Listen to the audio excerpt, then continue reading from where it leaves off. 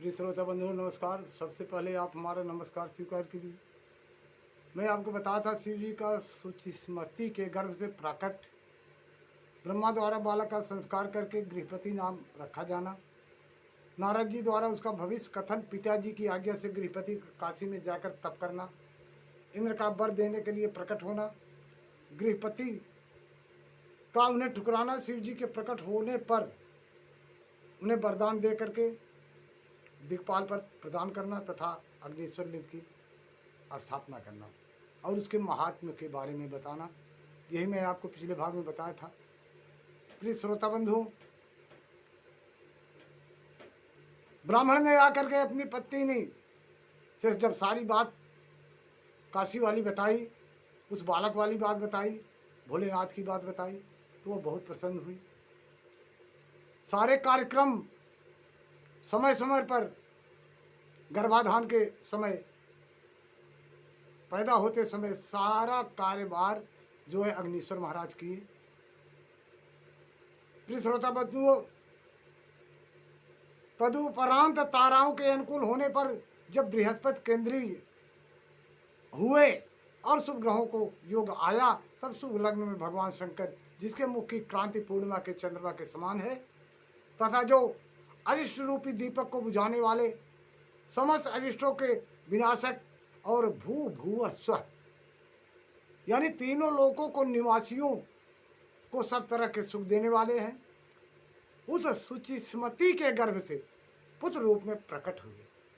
धन्य हो भोलेनाथ। उस समय गंदगी महक करने वाले वायु के वाहन मेघ दिशा रूपी वस्तुओं के मुख पर वस्त्र से बन गए, अर्थात चारों ओर काली घटा उमड़ आई। वे घनघोर बादल उत्तम गंध वाले पुष्प समूहों के बरखा करने लगे, देवताओं की दुंदुभियां बजने लगी, चारों ओर दिशाएं निर्मल हो गई, प्राणियों के मनों के साथ साथ सरत्याओं का जल निर्मल हो गया। प्रिय श्रोता बंधु, प्राणियों की वाणी सर्वथा कल्याणकारी और प्रिय भाषणी हो उठी। संपूर्ण प्रसिद्ध ऋषि मुनि तथा देवता, यक्ष किन्नर विद्याधर सारे ब्रह्मा जी के नम्रता पूर्वक उनका जात कर्म संस्कार किया और उस बालक के नाम तथा वेदों का विचार करके उस निश्चय किया कि इसका नाम गृहपति होना चाहिए। प्रिय श्रोता बंधु, किया कि इसका नाम गृहपति होना चाहिए। फिर 11वें दिन उन्होंने नामकरण की विधि के अनुसार वेद मंत्रों का उच्चारण करते हुए उसका गृहपति ऐसा नामकरण किया। तत्पश्चात सबके पितामह ब्रह्मा चारों वेदों में कथित आशीर्वाद दातक मंत्रों द्वारा उनका लोकों को सुंदर बनाना, तदुपरांत शंकर भी उसी में आते हैं। लौकिकी की गति के आश्रय ले हुए उस बालक की उचित रक्षा का विमान रूपी, जिस प्रकार विमान चलता है, मन के वेग से चलता है, उसी प्रकार विधान से शिव उसकी रक्षा कर देंगे। प्रिय श्रोता बंधुओं, इस प्रकार श्री हरि ने भी अपने लोक की राह ली। इस प्रकार से भी देवता ऋषि मुनि आदि भी प्रशंसा करते हुए अपने अपने स्थान को पधारे। तदंतर ब्राह्मण देवता ने यथा समय संस्कार करते हुए सब कुछ उस बालक को अपना जो समूचा ज्ञान था सब कुछ प्रदान कर दिए। प्रिय श्रोता बंधुओं, तत्पश्चात नवा वर्ष आने पर माता पिता की सेवा में तत्पर रहने वाले विश्वानर नंदन गृहपति को देखने के लिए वहां नारद जी पधारे। बालक ने माता पिता सहित नारद जी को प्रणाम किया। फिर नारद जी ने बालक को बुला करके अपने पास उसकी हस्त रेखा तथा जिह्वा तालु आदि देखने लगे। प्रिय श्रोता बंधु, मुनि विश्वानर से नारद मुनि बोले, हे मुनिवर, मैं तुम्हारे पुत्र के लक्षणों का वर्णन करता हूँ, तुम आदरपूर्वक उसे श्रवण करो।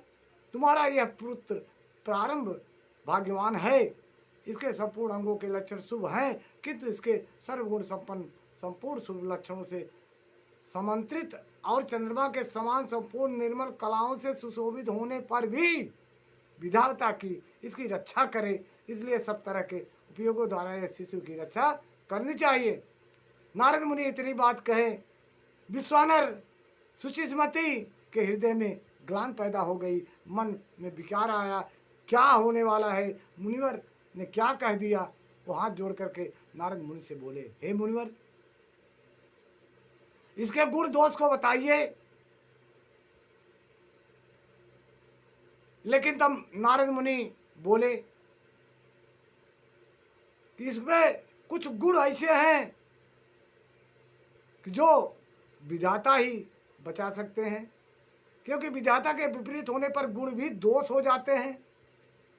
मुझे शंका है कि इसके 12वें वर्ष में इस पर बिजली अथवा अग्नि द्वारा विघ्न आएगा। यूँ कहकर नारद जी जैसे आगे आए थे वैसे ही देवलोक को चले गए। लेकिन नारद जी का कथन पत्नी सहित विश्वानर समझ लिया, यह तो बड़ा भयंकर वज्रपात हुआ। फिर भी हाथ में मारा गया।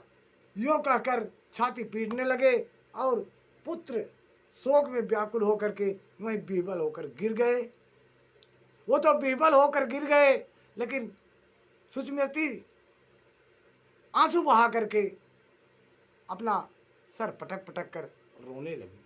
प्रिय श्रोता बंधु, यह भगवान की लीला, भगवान भोले बाबा के आशीर्वाद से उन्हें सुंदर पुत्र मिला, जिसका नामकरण भी हुआ।